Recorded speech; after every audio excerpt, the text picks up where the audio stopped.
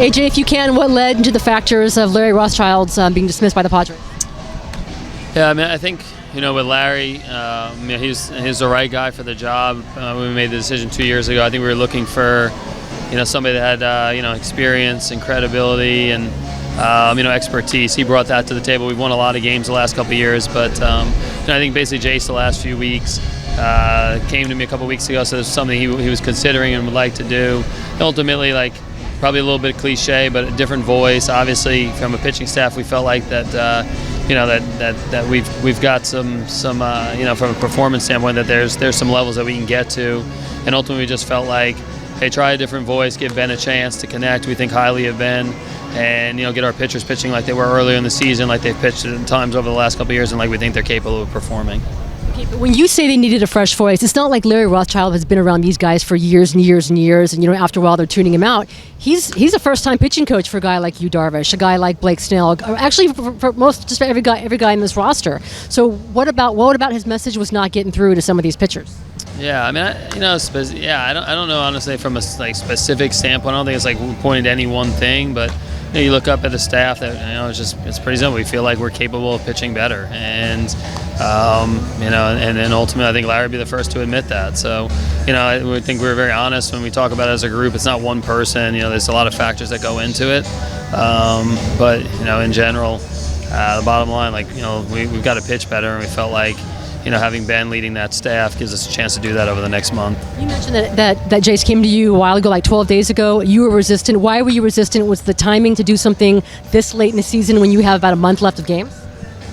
Yeah, I mean, I think, again, there's a lot of value and stability, and I think from this standpoint, a lot of respect for Larry. Jace had a lot of respect for Larry. I just want to make sure, you're talking about, a decision that impacted our staff, and I just wanted to make sure that we, thoroughly thought it through and, use the next couple of weeks to make sure that, ultimately it wasn't being reactionary or anything like that. And felt like, 2 nights ago when we reconvened and talked about it again, I think the reasons why we were looking to do it, it wasn't about that we just came off a rough stretch of games. I think we were doing it for the right reasons, and ultimately, ultimately felt like me and Jace felt like this was the best thing for the organization. It's never about one guy, but what makes you think that maybe he can get through to whatever's ailing Blake Snell? What makes you think that he can be the right guy to get that message through? Yeah, I mean, I think it starts. He's got knowledge and expertise. I think he's he's a guy that understands. He's been around the staff, but not in that lead chair here the last couple of months. So I think he's going to utilize our people that we have on the staff, and it's offensive coaches, it's other people on the pitching side. So I think for all those reasons, he's got a good personality, good way about him. He's had good experiences himself. He's been a catcher. He's been a pitcher.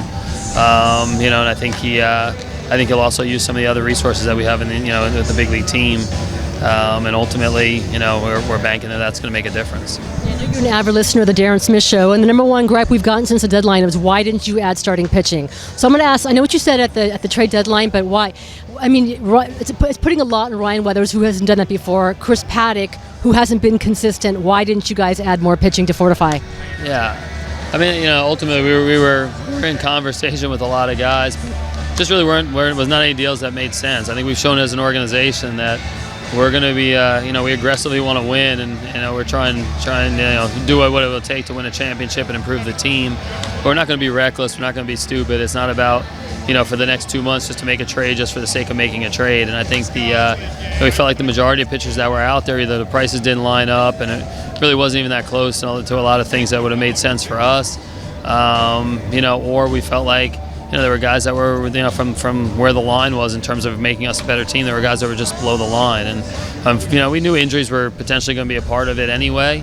So I mean, we were looking to definitely add depth, but to trade some a top prospect or trade a young pitcher on your big league staff just to get somebody that that ultimately could pitch in the 4 or 5 hole, but that we didn't feel like was going to impact us. That wasn't anything that interests us at all at the deadline. You let Jayce Tingler make a decision like that as far as the pitching coach, firing him. That tells me that he is your guy for next year. Is Jayce Tingler a lock for next season, regardless of how this team finishes this season? Yeah, I mean, I think the organization, we have a lot of faith in Jace. He's done a great job here over the last year and a half. A lot of faith in him this last month of the year, and again, I think for us, like expectation really I think we talked about expectation for the staff. Don't really see any changes here this year, and for next year, I think it speaks volumes in terms of like letting Jace make those types of calls. He's a talented young manager, and when we hired him, we want him to be here for a decade, and I think that's the feeling here, as we stand today. A lot of words just say yes, that he's the guy. Yes.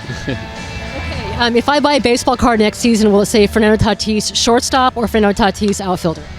I think probably wait till the season's over. I think we'll sit down. We made the decision to, we talked to Fernando and talked about playing the outfield. He said, look, I'm not done playing shortstop. I want to play shortstop still, and basically agreed, like, let's get to the end of the year and we'll look at where he's at health-wise, what we think's best for the team, and we'll make a decision at the end of the season. So far, you like what you've seen from him?